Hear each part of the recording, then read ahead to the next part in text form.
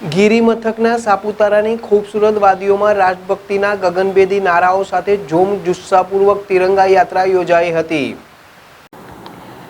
Notified area કચેરી સાપુતારાના પ્રાંગણેથી પ્રારંભાયેલી ગિરિમથકની તિરંગા યાત્રા સ્વાગત સર્કલે રાષ્ટ્રગાન સાથે પૂર્ણ થઈ હતી।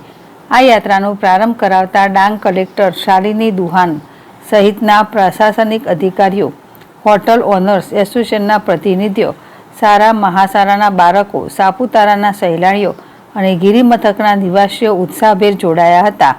પોલીસ બેન્ડની સુરાવલીઓ સાથે આયોજિત સાપુતારાની તિરંગા યાત્રામાં પ્રાંત અધિકારી કાજલ આંબલિયા, નોટિફાઈડ એરિયા કચેરીના ચીફ ઓફિસર યુવી પટેલ, મહિલા અને બાળ અધિકારી મનીષા મુલતાણી, શિક્ષણ અધિકારી સુનિલ બાગુલ, પ્રાથમિક શિક્ષણ અધિકારી વિજય દેશમુખ, પ્રવાસન manager Bhimbhai Parmar, hotel owners એસોસિએશનના સેક્રેટરી તુકારામ કરડીલે વગેરે ઉપસ્થિત રહી તેમની ભૂમિકા નિભાવી હતી। હેમંત હડસ, ZSTV, સાપુતારા।